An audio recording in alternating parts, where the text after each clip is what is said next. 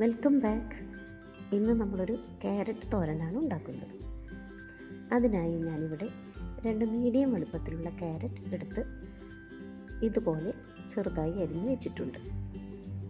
ഇനി നമുക്കൊരു പാൻ അടുപ്പിൽ വെച്ച് ചൂടാക്കി അതിലേക്ക് നമുക്ക് ഒരു 1.5 ടേബിൾ സ്പൂൺ വെളിച്ചെണ്ണ കൂടി ചേർത്ത് കൊടുക്കാം. വെളിച്ചെണ്ണ നന്നായി ഒന്ന് ചൂടായതിന് ശേഷം നമുക്കിനി ഇതിലേക്ക് 1/2 ടേബിൾ സ്പൂൺ കടുകാണ് ഇട്ട് കൊടുക്കേണ്ടത്.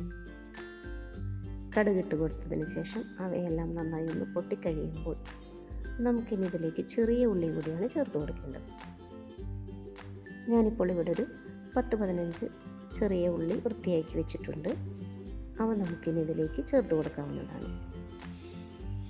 ചെറിയ ഉള്ളി ചേർത്തതിന് ശേഷം നമുക്കിവയെ ഒന്ന് നന്നായി ഇളക്കി കൊടുക്കാം. ഇവയുടെ കളറൊക്കെ ഒന്ന് മാറി വരുമ്പോൾ നമുക്കിനി ഇതിലേക്ക് 1/2 ടേബിൾ സ്പൂൺ ചതച്ച മുളക് കൂടി ചേർത്ത് കൊടുക്കാം. അത് നന്നായി ഒന്ന് ഇളക്കി കൊടുക്കാം നമുക്ക്. അതിനുശേഷം നമുക്കിനി ഇതിലേക്ക് ചേർത്ത് കൊടുക്കേണ്ടത് കറിവേപ്പിലയാണ്. നമുക്കിനി ഇതിലേക്ക് കറിവേപ്പില ചേർത്ത് കൊടുക്കാം. പിന്നെ ഞാനിതിലേക്ക് ഇനി ചേർക്കുന്നത് ഒരു പച്ചമുളകാണ്. പച്ചമുളകും കൂടി നമുക്കിനി ഇതിലേക്ക് ചേർത്ത് കൊടുക്കാം. എന്നിട്ട് എല്ലാം കൂടി നമുക്ക് നന്നായി ഒന്ന് വഴറ്റിയെടുക്കാം.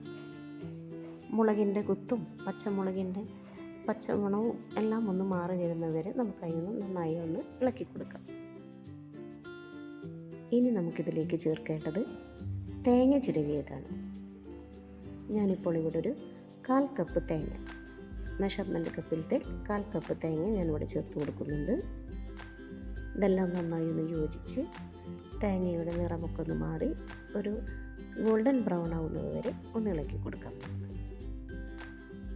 അതിനുശേഷം നമുക്കിനി ഇതിലേക്ക് ചേർത്ത് കൊടുക്കേണ്ടത് നമ്മൾ നേരത്തെ അരിഞ്ഞു വെച്ചിരിക്കുന്ന ക്യാരറ്റാണ്. ഇനി നമുക്കിതിലേക്ക് ഉപ്പ് ചേർത്ത് കൊടുക്കാം. അരിഞ്ഞു വെച്ചിരിക്കുന്ന ക്യാരറ്റും ചേർത്ത് കൊടുക്കാം. ഇനി ഇവയെല്ലാം ഒന്ന് നന്നായി നമുക്ക് യോജിപ്പിക്കാം. ഇവയെല്ലാം നന്നായി യോജിപ്പിച്ച് ക്യാരറ്റ് ഒന്ന് വെന്ത് കിട്ടുന്നത് വരെ നമുക്കൊന്ന് ഇതിനെ അടച്ചു വെച്ച് വേവിക്കാവുന്നതാണ്. നമുക്ക് ഇതിനെ ഒന്ന് അടച്ചു വെച്ച് വേവിക്കാം കേട്ടോ. ഒരു 2 മിനിറ്റ് നമുക്ക് ഇവയെ ഒന്ന് അടച്ചു വെച്ച് വേവിക്കാവുന്നതാണ്. അതിനുശേഷം നമുക്കൊന്ന് തുറന്ന് നോക്കാം. എന്നിട്ട് ഒന്നുകൂടെ ഇളക്കി കൊടുക്കാം. ഇപ്പോൾ ഇവിടെ ക്യാരറ്റെല്ലാം വെന്ത് വന്നിട്ടുണ്ട്. ഉള്ളിയും ക്യാരറ്റും നാളികേരവും എല്ലാം നന്നായി യോജിച്ച് വന്നിട്ടുണ്ട്. നമുക്കിനി ഇവയെ മറ്റൊരു പാത്രത്തിലേക്ക് മാറ്റാവുന്നതാണ്. നമുക്കിത് ചോറിൻ്റെ കൂടെ കഴിക്കാൻ നല്ല രുചിയാണ്. എല്ലാവരും ഒന്ന് ചെയ്ത് നോക്കാം. നമ്മുടെ ക്യാരറ്റ് കറി ഇവിടെ റെഡി ആയിട്ടുണ്ട്. എല്ലാവരും ഒന്ന് ചെയ്ത് നോക്കി അഭിപ്രായങ്ങൾ പറയും. Thank you.